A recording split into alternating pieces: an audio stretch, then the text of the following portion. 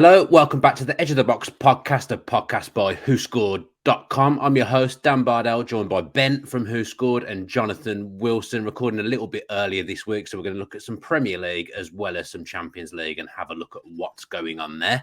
But we start this week with the Premier League Team of the Week. And Ben, you have it for us. Yep, so in goal, we've got David De Gea, back four of Kenny Tete, Tim Ream, Luke Shaw, and Pervis Estupiñán. Midfield is Solly March, Rodri, who is the player of the week, Andres Pereira and Willian. And then rounding off up top is Kelechi Iheanacho and Ivan Toney. It's a very Fulham-centric side. How many Fulham players was there? 4 or 5? 4. 4 Fulham. Going well, Jonathan, aren't they? Really are. I mean, Saturday's game, you feel a bit sorry for Forest to lose both your centre-backs in the 7th minute is difficult. Not just because of the organisation it means at the time, but also it restricts what you can do later in the game. But Fulham were brilliant in that game. They hit Woodwork 3 times as well as winning 2-0. Willian looks a totally different. I mean, I just can't believe the rejuvenation of Willian. It's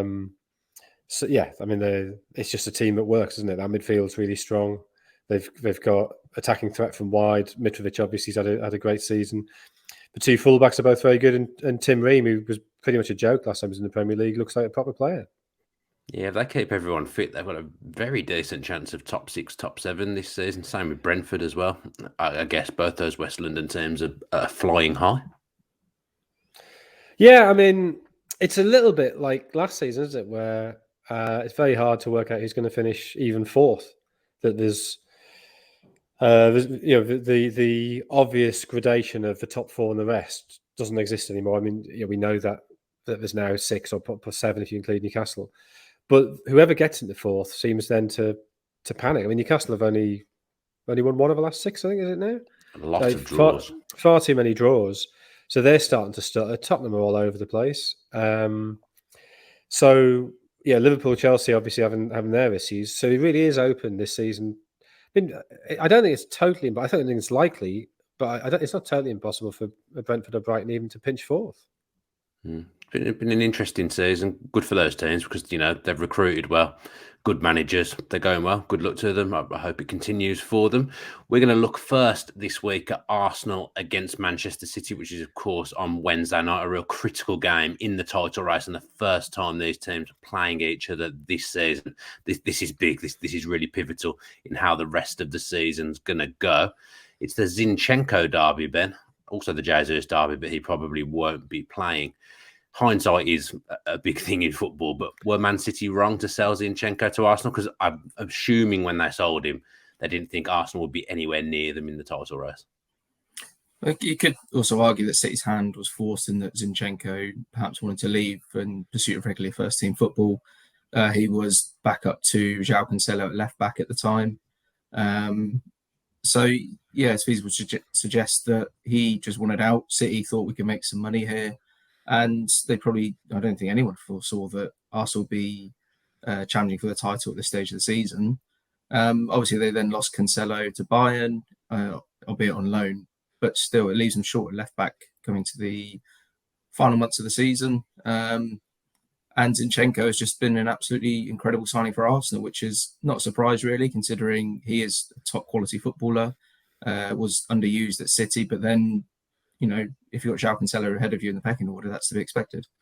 The big leader as well, isn't he, Jonathan? And I guess, Arsenal in this title race, they'll lean on him quite heavily because he's got the experience of being in a title race before. Yeah, I mean, he'd never played. He was at City for 5 seasons. He never played more than 15 league starts. So you can see why he needed to get away. That leadership, I think you're right. I'm not sure we really saw that at City because it's very difficult for a backup player to be a leader. How do you come in and start sort of shouting at people when everybody's like, hang on, you're the reserve, you played 10, 12 games a season. But I think where you did see it was during the Euros with Ukraine, that he was clearly the player everybody looked to there. And he's been able to bring that to Arsenal. I mean, yeah, he has experienced title races. I think the dynamic is very different at City, where certainly in recent years, after the first couple, it's been expected that they should be in the title race, whereas I don't think anybody really expected Arsenal to be where they are now. So that is a slightly different picture. But I think this game is not just critical because if City win, they go top. It's critical because a couple of weeks ago, Arsenal had an 8-point lead, and if that's suddenly gone, I think it might be very difficult for them to pick themselves up again. And they can say they were a bit unlucky against Brentford with the fact that the equaliser was offside and that VAR got that wrong. But at the same time, Brentford created a lot of chances. You can't say sort of in the round that a draw was some sort of scandalous result, and they fully deserved to lose at Everton the week before. So their form is off. If they win this, suddenly the 6 points clear with the game in hand and everything's fine again. If they lose it, then there's real pressure on, and you fear for them that their season could sort of dwindle away. And finishing in the top 4 would have been a good season for them, but it would feel like a terrible chance missed. Yeah, and the fixtures probably come round at the wrong time a little bit, hasn't it, Ben? If this had come round maybe 3-4 weeks ago, Arsenal would have got into this. They'd have been vibrant. They were going really well, but this fixture's now come at completely the wrong time. And Manchester City, although I think Villa made it easy for them, they did bounce back at the weekend. Yeah, I mean, this is a rearranged fixture. So when Arsenal could have played City a few months ago for that PSV rearranged game in the Europa League, it felt like the ideal time for Arsenal to face City then, because City were undergoing a bit of a wobble. Now it's completely flipped on its head. Arsenal have failed to win in 3 now, which is poor run of form by their standards. Obviously, they bounced back from the back-to-back defeats with a draw with Brentford, albeit probably consider that 2 points dropped. Arsenal fans probably would. It's come at, as you say, a bad time for Arsenal. They would have probably fancied playing City earlier in the season when this game was supposed to be played, given the form of the two sides at the time. You can still get at City, though, which I guess Arsenal will take encouragement from. That they do play high up, which potentially suits Arsenal a little bit more than playing against a low block team, Jonathan. I think that's definitely true. And I sort of, I was at the Etihad on Sunday, and the nature when you're writing live on a game is you probably overemphasize the importance of what happens in the first half. And City were totally dominant in that first half. There's that one chance very early on, a half chance of a break when Leon Bailey got in behind them, and you sort of thought, oh, they're this weird shape, this sort of 3-4-2-1. Maybe that's not going to work for them. There is space there, and then because Villa essentially gave them 3 goals. I mean, the 3 goals were all in nonsense defensively. The game's over, and it's then very hard to know how seriously to take what happened in the second half. But City conceded chances in the second half. Nobody really paid much attention to them because it was already 3-0, and it was never really. I suppose there's maybe a 5-10 minute spell after Villa got one back where you thought, maybe there could be a bit of pressure here. But you don't come from 3-0 down against City. But that second half, I mean, Guardiola was very odd afterwards. He said he thought the second half was better than the first, but I thought they were totally dominant first half, and second half, Villa did cause some problems. So I don't know if he'll stick with that shape. I'm not convinced by that shape. I guess the back three sort of slightly forced on them by having got rid of Zinchenko and Cancelo, that Ake can fill in at left back. Laporte can fill in at left back, but they're not natural left backs. So he's tried to play Grealish and Mahrez as wing backs, which is an odd idea. It's fine if you're dominating possession, but it does leave you defensively short on the flanks. So I don't think City are at all settled at the minute. And although they won easily enough on Sunday, I think I possibly, when writing about it, suggested it was a more significant win than it actually was.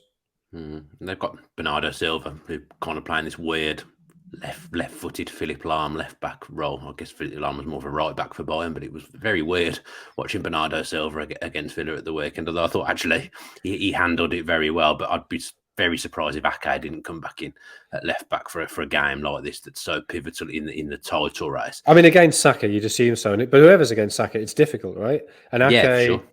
Ake is for a centre-back, is very mobile, but he's a big bloke, and no big bloke is quick on the turn. And so you think if he is at left back, Saka can potentially get at him.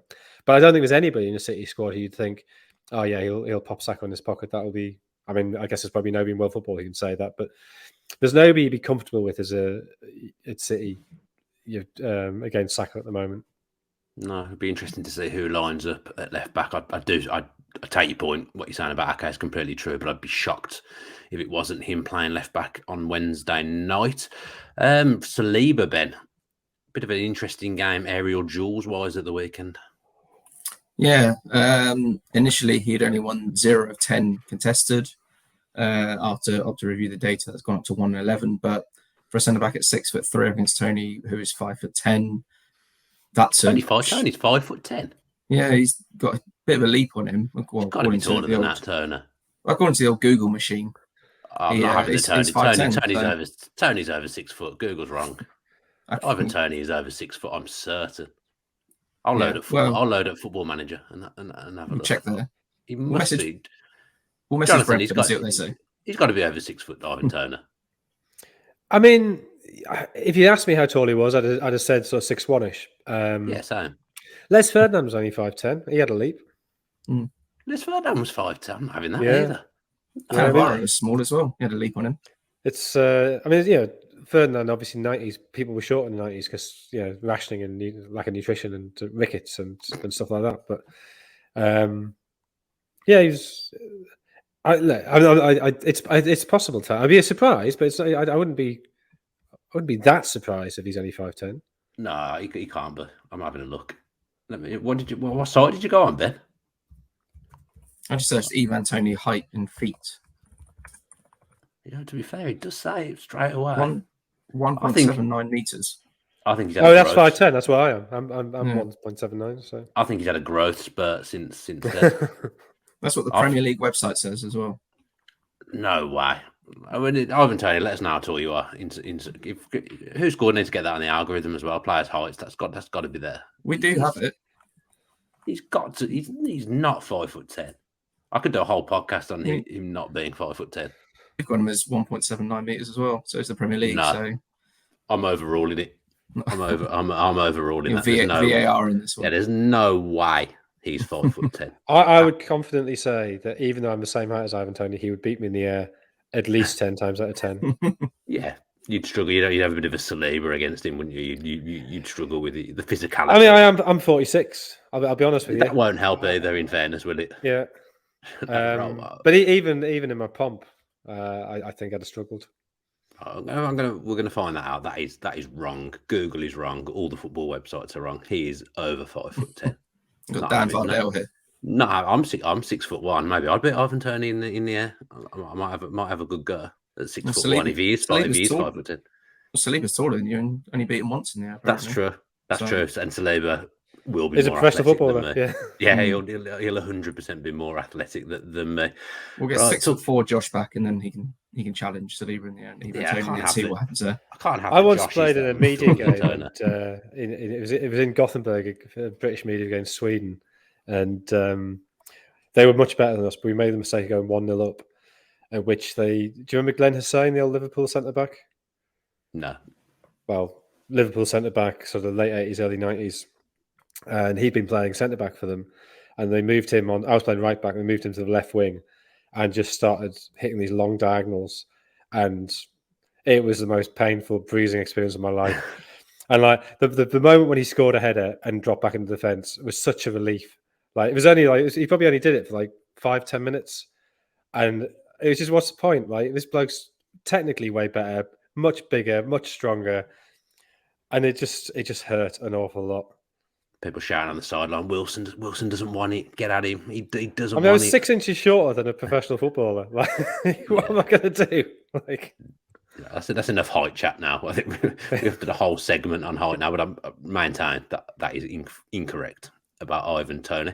Let's talk about Kevin De Bruyne, Jonathan. Not dominating games in the same way that he has done over previous years. No, but there's that sort of something very odd's happened at City since the World Cup. That Sunday was the first time Guardiola sort of turned to a lot of the old guard. That he sort of suggested he felt that people had lost their hunger a bit. So the fact that Laporte, De Bruyne, Foden, Walker, with Cancelo as well. There seemed to be some sort of tension there, and you sort of almost feel that Cancelo was sacrificed just to wake everybody else up as much as for anything with his own sort of demeanour.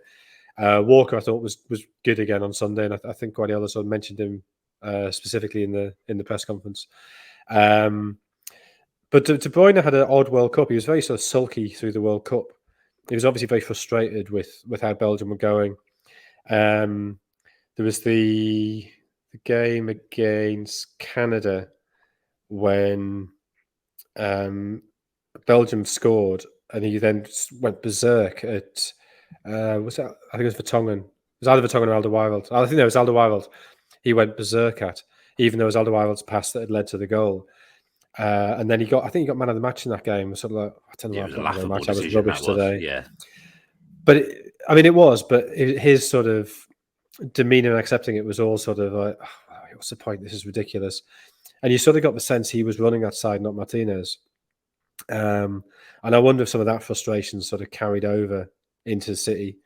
But yeah, he hasn't, certainly since, I think he was all right at the start of the season, but since the World Cup, he hasn't been at his level. But yeah, he's a brilliant player. I'm sure it'll come back. Yeah, it was good of Pep to bring all those players that you've just mentioned back in against Villa. I really appreciated that. A sign of respect in some ways. Really, really, really good of him. I'm glad he decided that was the week to do it. Well done, Pep. Congratulations to you. Haaland v Alvarez. So Haaland is a doubt actually for this game, Ben. So we've got combined 11s coming up. I assume Haaland can't be in the team.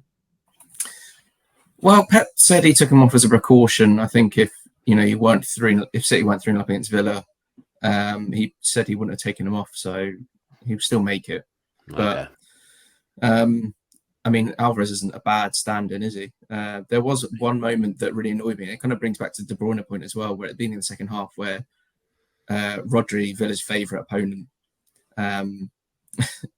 was bursting down the right, and he rode a challenge really well, and he put this perfect ball in for De Bruyne, who was making this late run in, and you get the impression like if he connects with this, it's going to take the ball through the net, probably Martinez with it if he connects with it. And Alvarez tried this ridiculous bicycle kick instead, and it just tamely went wide of the goal. Martinez claimed it, and I found it really frustrating just because it was perfectly teed up for De Bruyne to absolutely smash it, for want of a better phrase. But I didn't mind it. I wasn't against it. I didn't mind that happening. But Alvarez, I did think he wasn't really involved in the game too much. Alvarez in his cameo actually. Well, when he came in against Arsenal in the FA Cup, he had the same number of shots as Haaland in 2, and he came on, I think it was half time in that one, or he didn't play the full 90 anyway, he didn't start. But again, he just offers a bit more off the ball in terms of Haaland. I think he works a bit harder than Haaland off the ball to kind of complete that Guardiola system. But if Haaland is a doubt or misses out completely, or he starts from the bench due to injury issues, then Alvarez isn't exactly the poorest player to bring in. He could even be arguably the more logical selection for this one. He's someone who'll press high up the pitch. He'll force Gabriel and Saliba into possible mistakes. And as we've seen recently, that Saliba is a defender who can be got at, as 5'10" Ivan Toney proved. Well, I'm so sure Callum Chambers is still having nightmares. Just the thought of Haaland, even though he was nowhere near him, forced Callum Chambers into a mistake at the weekend. So I don't think Saliba and Gabriel can perform any worse than Villa's backline, in fairness. Combined 11. Jonathan, I'm going to come to you first this week for the combined 11. I'm going to mix it up a little bit. What's the ratio? It's 8-3 City. 8-3 City. You're very loyal to the Man City. You're Jurgen Klopp in your combined 11s, aren't you? You're very, very loyal. Well, I just think with City, it's the thing that's so good there is the team. So changing anybody is a big call.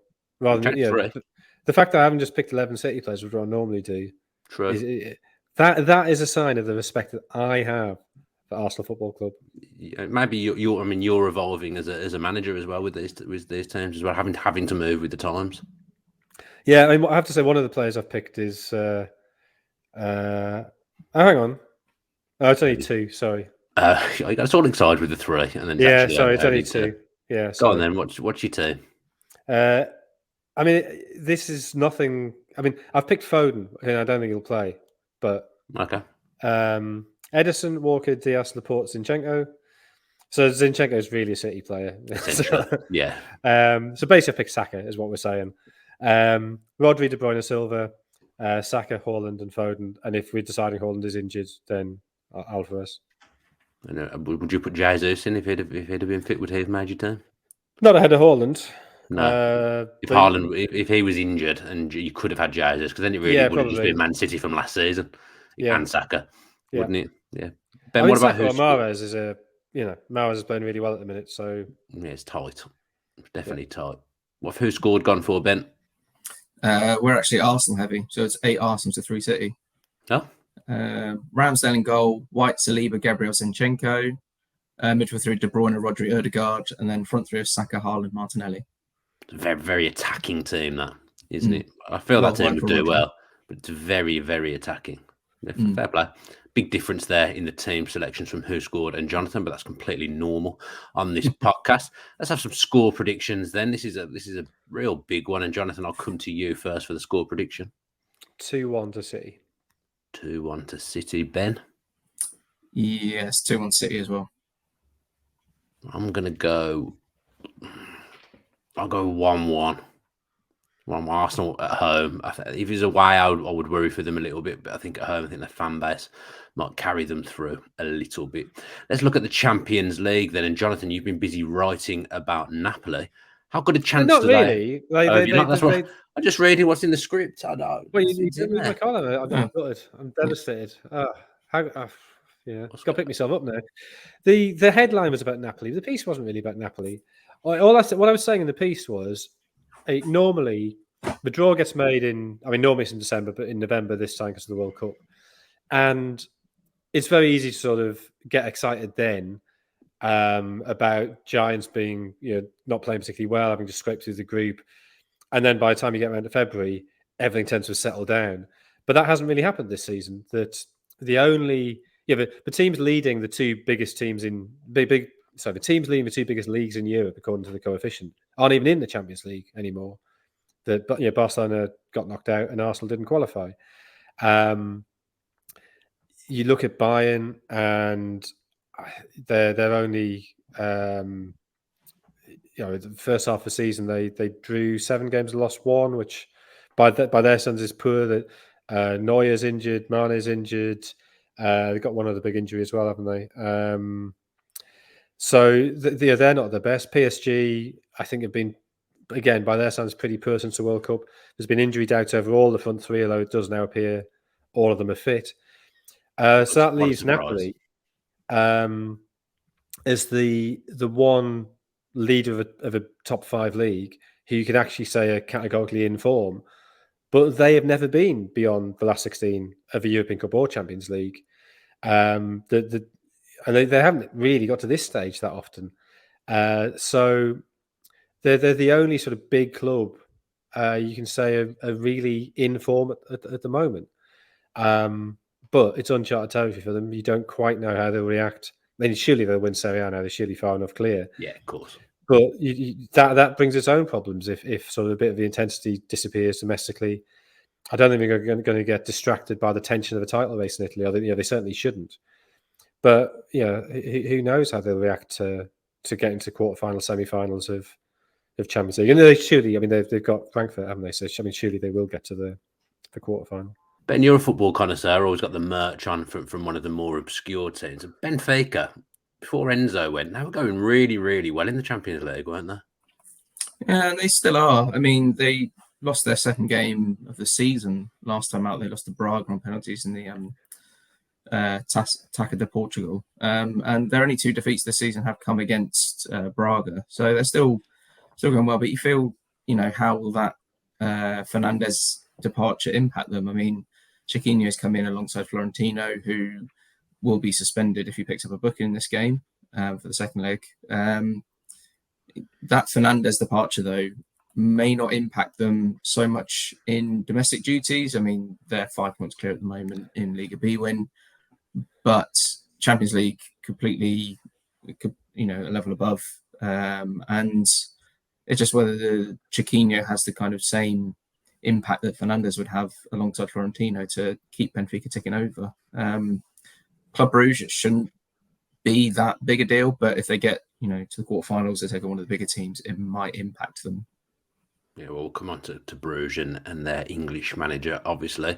Chelsea had a quiet January, Jonathan, but they've had to leave out a few players in their Champions League squad. Just shows the level of what they did, that they could only register 3 of their new signings. And Badiashile, who's played every game, I think, pretty much since he's come into the club, isn't registered in the Champions League. He could be a big miss for them defensively. Are you surprised he didn't get the call? I'm not surprised he didn't get the call, because I when that decision was made, I'm not sure people quite realised just how good he is, or quite how quickly he would settle into that rear guard. I think they'll miss him, certainly. I think he's been excellent since he arrived. The defensive record under Potter has generally been excellent, but he's conceded 1 in the last 4 games. Is it now? I think. I think they will miss him. And I equally, when you have to make those changes and you've got sort of 7 or 8 new players to fit in, do you pick the 18-year-old centre back? Is he 18, 19? I think. But do you pick? He'd be 19, 20. Do you pick the very young centre back? I can see why you wouldn't. So, but yeah, he's been excellent. I think they will miss him. On the other hand, it's he's still a young man. It's maybe not the worst thing to have a bit of a rest. It gives them a natural opportunity to rotate. But Dortmund are playing really well at the minute. I think it's a really tough game for them. So I think that's one of the harder ties to call, and they'll have to play well to get through. And they'll have to score a goal as well, which is hard for them. Yeah, it's very upset that I think that's at the same night as Arsenal, Man City, isn't it? Yeah, it is. It's kicked off half an hour later, so you can at least watch the last half hour. But okay, it's disappointing though. That really not happy about that.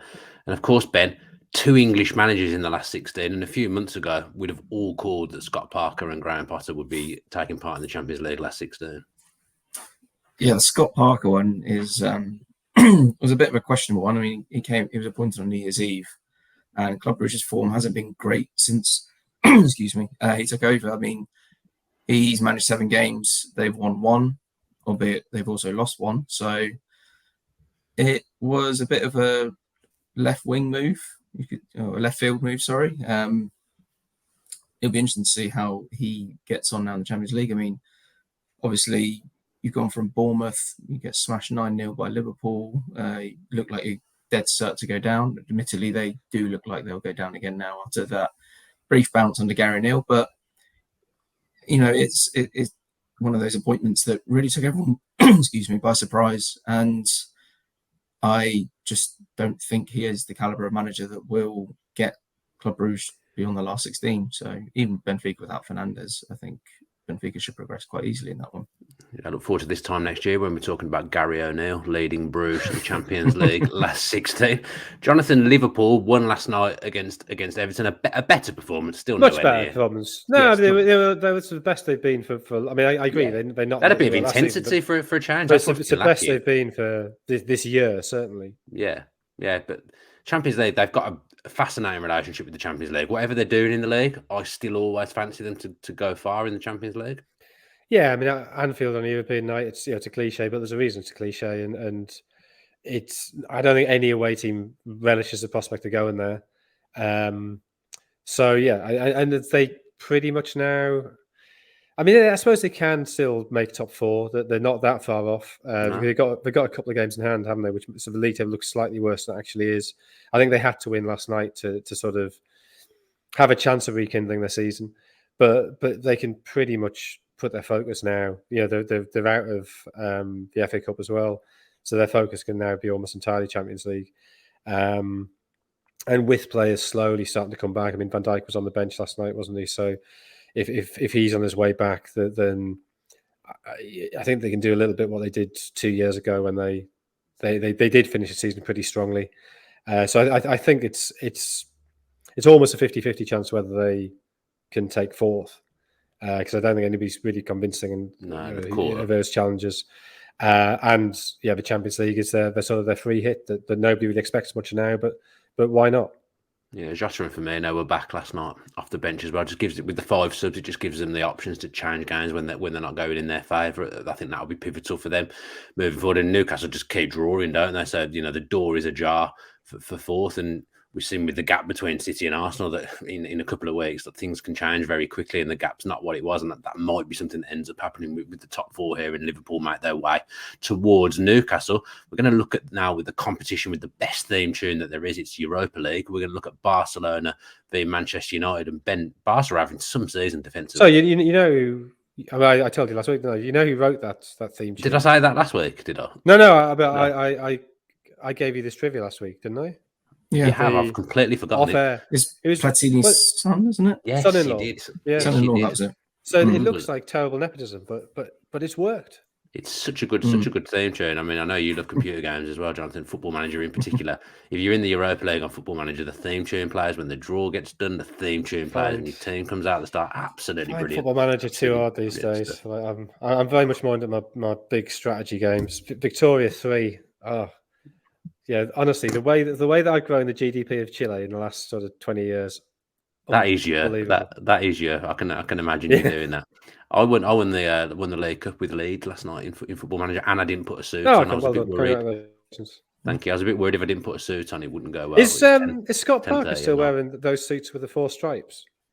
No idea. He's got to be. So. He's got to be. Because I was looking for a new pair of jeans at the weekend, and I saw one of those suits.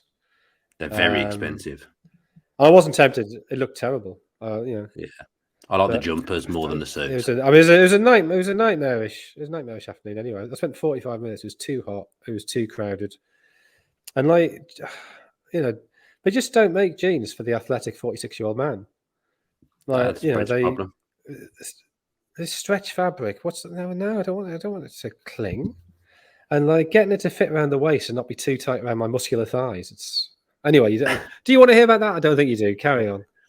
Jonathan wasn't the 46-year-old Jack Grealish struggling to get jeans to fit his athletic legs. I never thought we'd see the content. I really didn't. Ben, when Barcelona, as I said before, Jonathan went on that massive tangent. Defensively, they're having some season. Yeah, they've only conceded 7 in La Liga this season, which is incredible considering they conceded 12 in the Champions League group stages.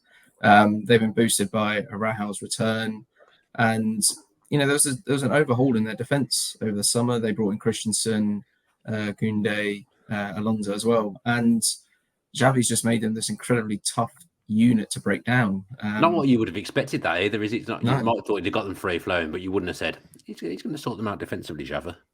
Yeah, it's just if we can transfer that across to European action. I mean, I said they conceded 12 in their 6 group stage games in the Champions League, which is 5 more they've conceded in La Liga this season. So, the defence did need an overhaul with Piqué retiring, albeit during the season, but he was very much the wrong side of 30 anyway. So they needed a defensive overhaul, but to have got that unit to gel as quickly as they have done is, incredibly impressive by Xavi. Yeah, and I'll say that football cliche now. Something's got to give because Manchester United have scored in all but 1 of their away games this season, so something does have to give in this fixture. Jonathan, Barca's last defeat was actually in the Champions League against Bayern back in October. They've only failed to win 1 of their last 16, which was against Espanyol. Have you seen much of them? Not a huge amount. I've seen bits. I saw them a lot in the Champions League, obviously. I mean, my concern with those stats is... are they not conceding goals because they're good defensively, or are they not conceding goals because they find it easy to hang on to the ball in La Liga? And I think we've seen this with City as well. That City, if you purely look at the goals conceded stats, City defensively have been excellent in the Premier League for 5-6 years, but you always think they're vulnerable in a big European game because it's a totally different challenge. So having seen how bad Barca were, particularly those 2 games against Inter, and Inter not having a great season at all, and they were really the significantly the poorer side across those 2 games. I know they got very upset about some of the decisions in the game in Milan, with a tiny bit of justification, but it wasn't some vast conspiracy. It was a couple of decisions that could have gone either way that went against them. I still am slightly skeptical about them. Having said that, I think they have improved a lot over the last 2 or 3 months. I mean, I thought the Super Cup they were against Madrid, they looked really good in what clearly is a tough game. Ter Stegen has had a great season as well. I think he's got the best saves to shots ratio of any keeper in Europe at the minute. Certainly did have. Which again is great for him, but it does just sort of say how good is that defence? Or are they getting bailed out a couple of times by the keeper being brilliant? So look, I think it's compared to where they were at the start of the season, it's all very encouraging. I'm not 100% convinced yet. Yeah, we spent the entirety of the summer talking about Frankie de Jong going to Manchester United. Of course, they ended up with Casemiro, and Frankie de Jong is still an important part of what Barcelona are doing, Ben. And now they'll face off against each other in the Europa League. I'm pretty sure they'd rather have been facing off in the Champions League, both these players are playing Champions League football. But it's the Europa League for these two. Yeah, they are going to be the superior competition with a better theme tune. Well, we all know about the theme tune. We can wax lyrical about that for days. I mean, De Jong's been incredibly important for Barcelona, but especially after Barcelona tried to force him to leave in the summer.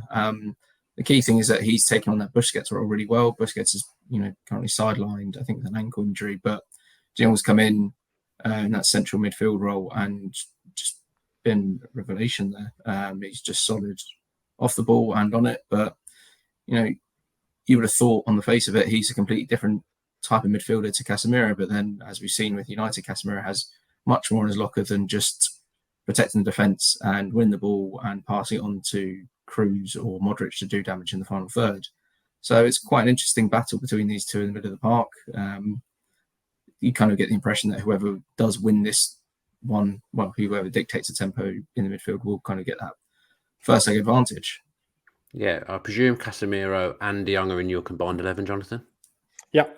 Yeah. So in De Jong, although he has replaced Busquets recently with the Busquets injury, he has also been playing alongside Busquets. So I think he can play in a sort of in a slightly more advanced role if need be. So that's what he's doing in my team. Go on, read us through your team then, Jonathan.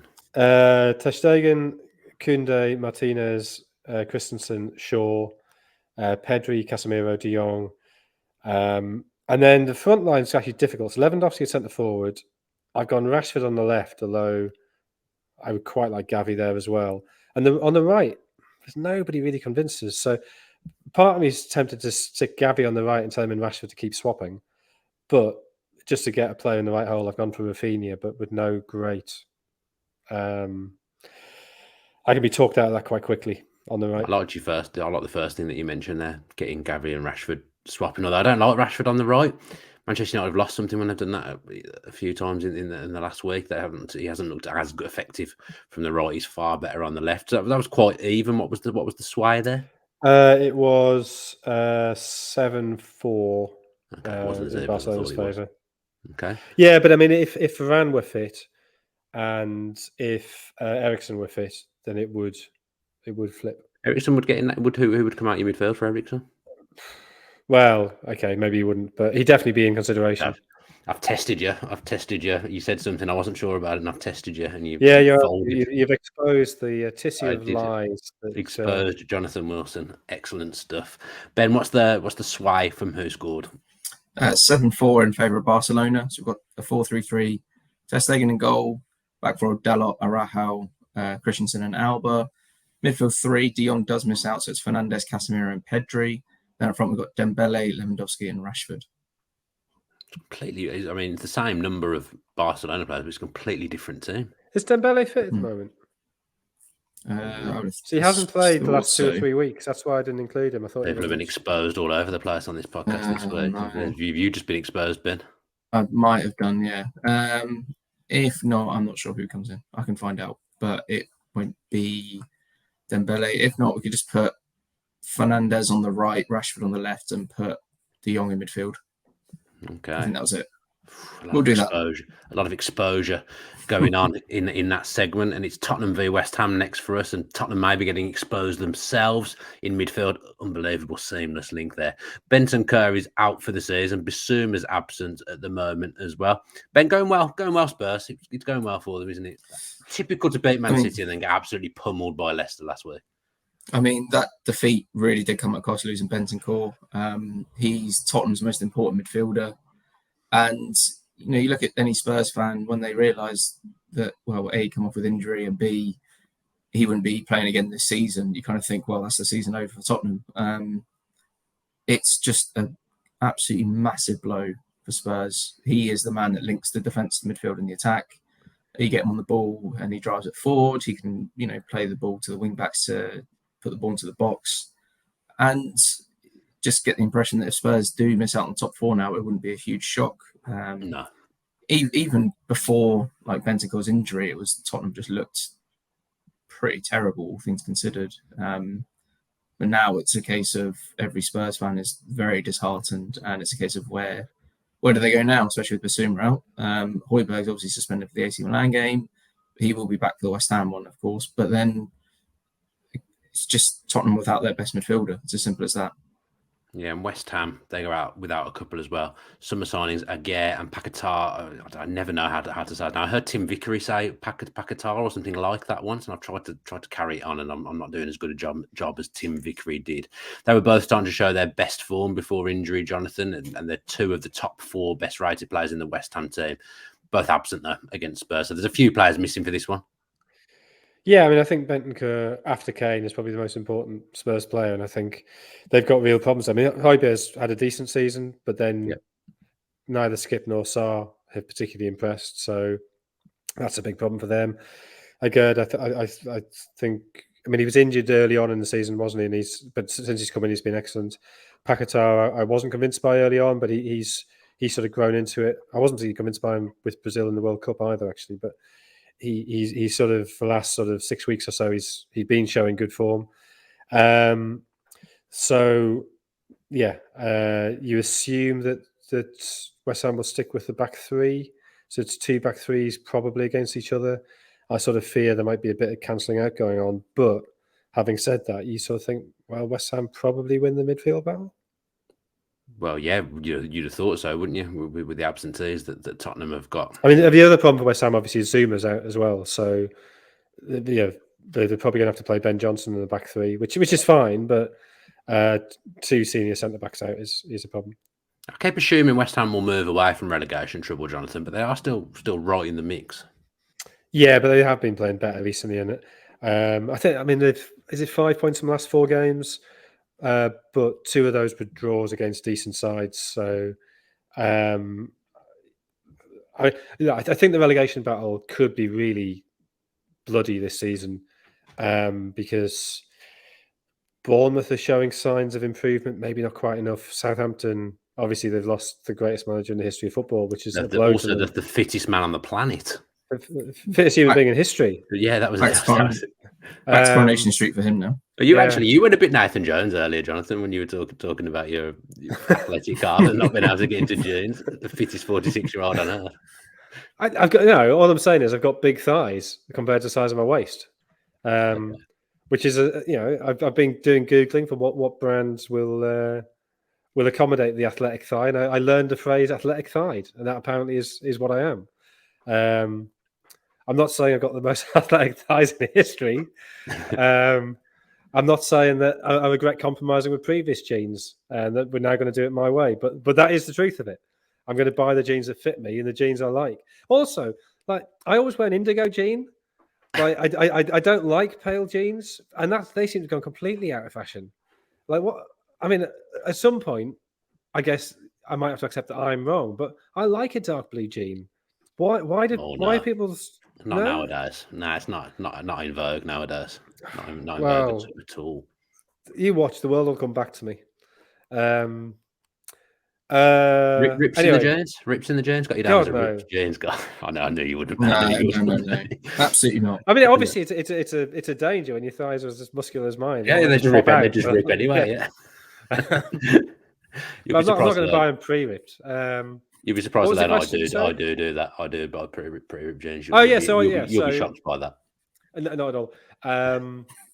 Southampton and Bournemouth, although both, Bournemouth may be on a bit of an upward turn.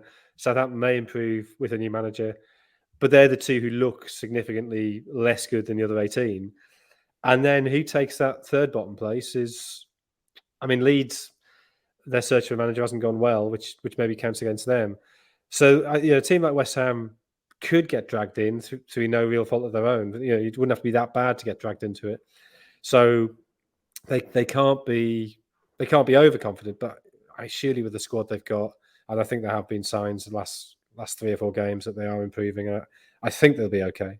Southampton might get Jesse Marsh from what I was reading yesterday. I'm all for that. Get Jesse Marsh back in the Premier League ASAP. That's what I want to do. Go from Nathan Jones to Jesse Marsh would be quite interesting as well. These Southampton players that have gone through the mill this season if that's what happens. So our score prediction. Let's do a score prediction for Tottenham v West. I think I'm confused with our running orders. Confused me, Ben, because we've covered so much here in so many different competitions. This is the Tottenham West Ham the weekend, isn't it? That's happening at the weekend. Yeah, Sunday. What score are you going for, Ben? I reckon Tottenham will lose this one, 2-1 to West Ham. 2-1 to West Ham. Jonathan? 1-1. 1-1. I'll go 2-1 to West Ham as well. I think West Ham have improved. I think Souček's going to get on this. Last time I predicted Souček to score, he did score on a podcast last season. I think Souček's going to get his goal. He got one disallowed last week. Maybe he can come back into some form because he used to be so pivotal to what West Ham do. Just a minute section now, Ben, but we're avoiding some games, aren't we? We are, yeah. We're going to avoid the Arsenal, Man City and Man United games for the weekend just because we focused on them in a bit more in depth. So, yeah, okay. Well, Jonathan, you've got Brentford v Palace, a London derby to start. Brentford in great form at the moment, unbeaten in 10 in the league. They've won 5 of those, drawn 5 of those. And the last 6 games, they've only conceded twice, so defensively very sound. Played really well in that draw at Arsenal, even though the goal was offside, the equaliser. They'd done enough in the first half that they probably deserved at least a draw from that game. 5 for 10 Ivan Toney, causing all kinds of bother in the air. Palace really out of form at the moment. No wins in 6, only 1 win in the last 9 in the league. They're only 7 points above the relegation zone, so they do have to be looking over their shoulder now. I think they have become involved in that battle. This game at Selhurst Park over the season finished 1-1. Onyeka's a doubt, Johnson and Swakoshi out. Ward, Zaha, Ferguson all out. Anderson and Hughes a doubt. I'm going to say 1-0 to Brentford. I'm going to go 3-0 to Brentford. Ben? 2-0 to Brentford. Just to clarify, only 2 goals conceded in 6 was that, Jonathan? Mm-hmm. Only 2 goals conceded in 6 was that? 2 goals conceded in 6, yeah. Some record. That's some record from Brentford. Ben, you've got Brighton v Fulham in the battle for the Europa League, it seems. Yeah, 100%. At least the Conference League. Brighton extended their unbeaten streak to 7 matches in all competitions with a 1-1 draw with Crystal Palace, though mistake by VAR saw a Purvis Estupiñán goal ruled out incorrectly. Confidence is still high at the Amex, but they'll be disappointed to have dropped 2 points against their rivals. They'll look to get back on the win trail with Jakob Murder, Levi Colwill and Danny Welbeck absent, though the trio should return to training this month. Adam Lallana will be assessed for the Seagulls as they look to secure a 3rd successive home league win. Fulham ended a 3-game winless league run with a comfortable 2-0 home win over Nottingham Forest at the weekend. Cottagers are currently level on points with Brighton as the surprise packages chase a top 6 finish. Marco Silva will hope to have Willian fit here after he came off against Forest, and he's one he needs checking. Tom Kearney should be available for Silva at the end of the month, but Neeskens Cabano, got that one right first time, is a long-term absentee. Thank you. I think Brighton will win this one 2-1. 2-1 to Brighton. I'm going to go 1-1. Jonathan? 2-1 to Brighton. 2-1 to Brighton as well. Jonathan, next up for you, it's the Graham Lissow / Wayne Bridge derby. It's Chelsea against Southampton. Yeah, we've already touched on the big news here, which is no Nathan Jones, which is a shame for everybody. But they had lost 9 of the last 10 in the league.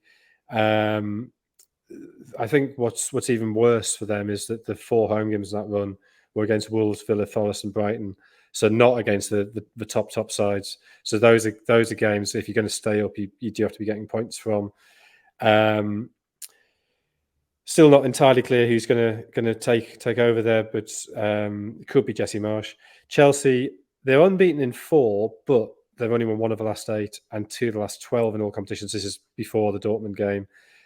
Big problem, as it often has been for Graham Potter's side, is scoring goals. They failed to score in 5 of the last 10 games. They only scored 3 times in the last 7. They do have a load of injuries. Broja, Pulisic, Kante, Fofana, Zaharia, Kovacic, Sterling, Mendy are all either out or doubts. But thankfully, they got the biggest squad in the world, so it shouldn't matter.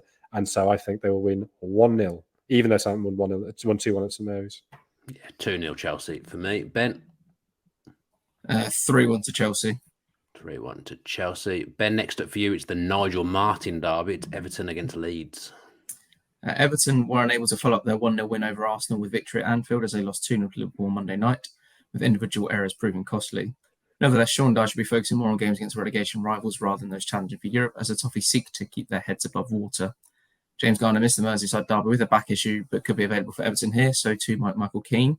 Welcome to Leeds does come too soon for Nathan Patton and potentially Dominic Calvert-Lewin, while Andros Townsend is expected back in training next month.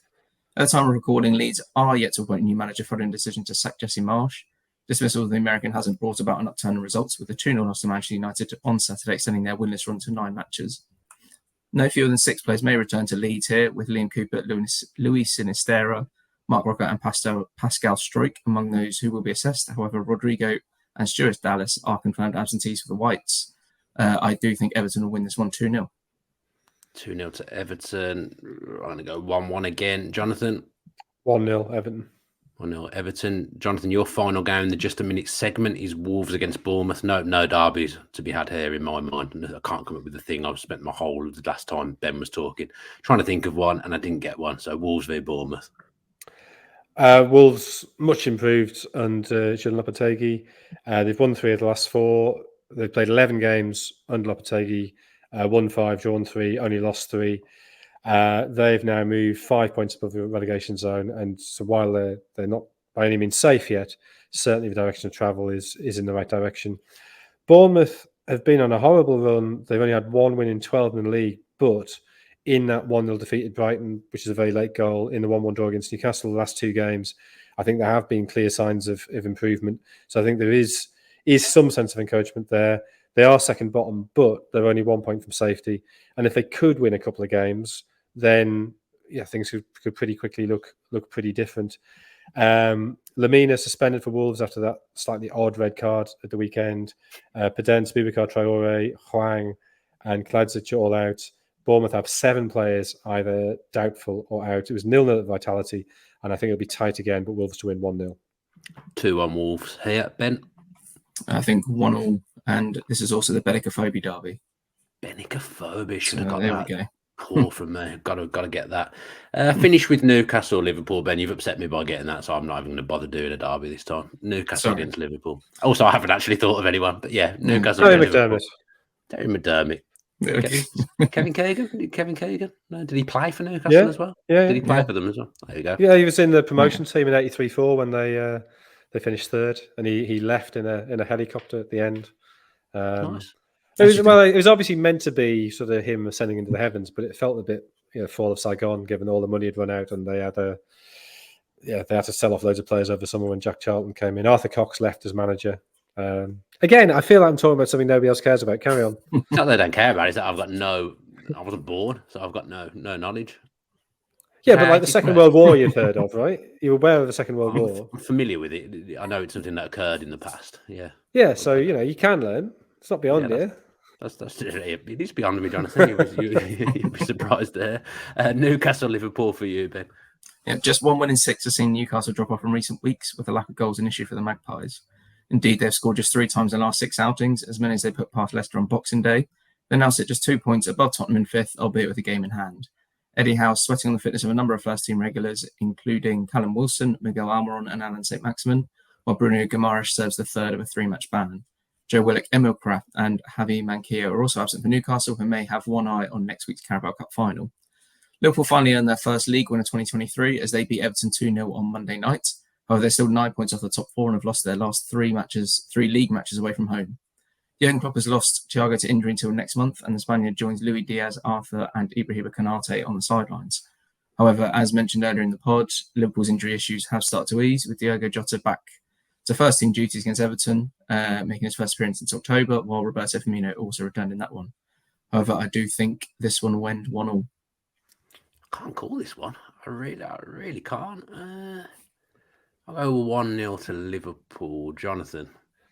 Yeah, I was sort of quite confident in a Newcastle win till last night, and now I sort of think Liverpool might be back. But given I'd written this down before that game, I'll stick with what I've got written down. Say 2-1 Newcastle.